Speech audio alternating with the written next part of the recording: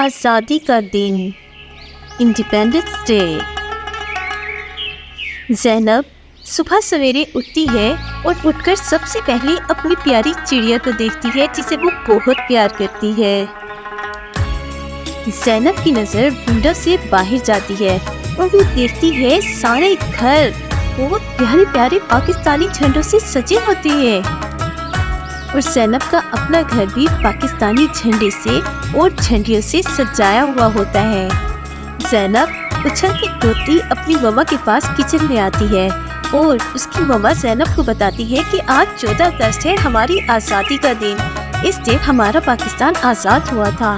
زینب اپنے کمرے میں واپس جاتی ہے اور اپنی چڑیا کو بھی اڑا دیتی ہے اور کہتی ہے آج آزادی ہے، تم بھی آزاد ہو جاؤ، آزادی مبارک ہو۔